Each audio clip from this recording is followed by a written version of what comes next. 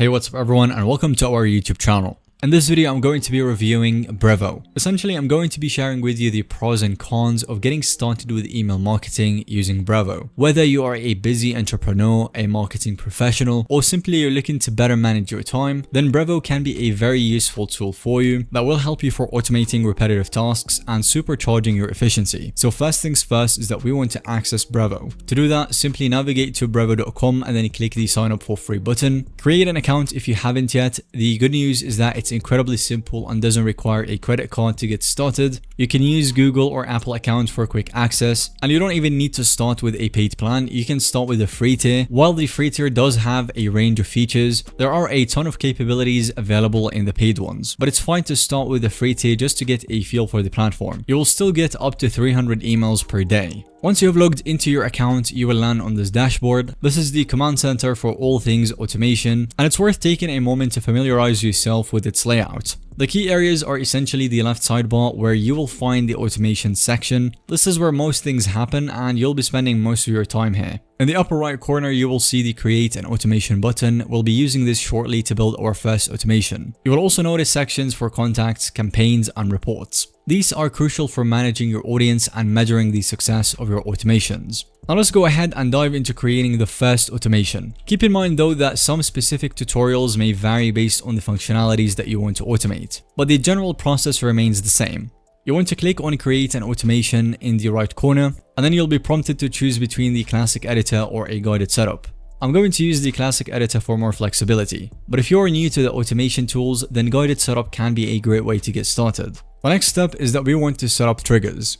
This is the event that initiates your automated workflow, and Brevo offers a variety of trigger options to suit different needs. So for example, we have the new contact added to your database, form submission, email open, specific date or time, abandoned cart, etc. And these are just a few examples, as Brevo provides even more options categorized under improve engagement, increase traffic, increase revenue, all of that stuff. So under improve engagement, you can set up triggers based on specific actions that a contact takes on your website. This could be visiting a particular page or interacting with certain content. Or for example, the section of build relationships, this is where you will find triggers for welcome series, birthday messages, and other personalized communications. The key is to choose a trigger that aligns with your business goals and customer journey. Once you have selected your trigger, it's time to build out your automation. So go ahead and name your automation something memorable and descriptive. This might seem trivial, but as you create more and more automations, clear naming conventions will be crucial for staying organized. You can add a brief description to remind yourself and of course your team as to what this automation does.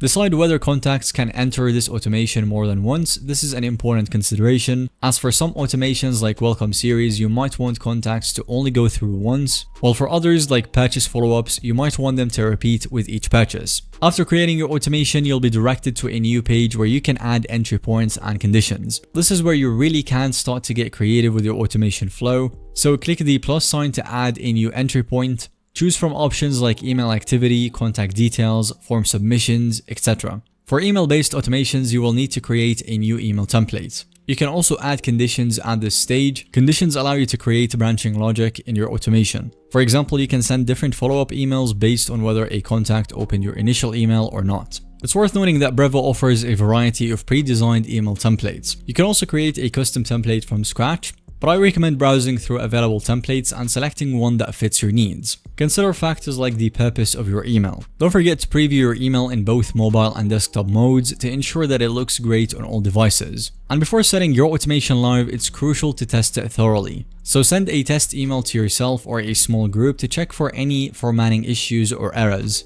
Definitely pay attention to how it renders on different devices and email clients. After activation, you can monitor your automations from the dashboard itself. Active automations will be displayed prominently. You can also view past automations and inactive ones, and you will find a lot of key metrics here, such as the open rates, click-through rates, and conversion rates to gauge the effectiveness of your automations. This is where you can make any adjustments based on these metrics, as automation is an iterative process and there is always room for improvement. So my tip is to start small, begin with simple automations, and gradually increase complexity as you become more comfortable with the platform. By leveraging Brevo's automation capabilities, you're taking a significant step towards streamlining your workflows and boosting your productivity. As you become more comfortable with such tool, you'll discover even more ways to automate your processes and free up your time for strategic, high-value tasks. And with that, we'll have reached the end of today's video. Thank you so much for watching. If you found today's video to be helpful or informative to watch, then give us a thumbs up. And definitely don't forget to subscribe to our YouTube channel.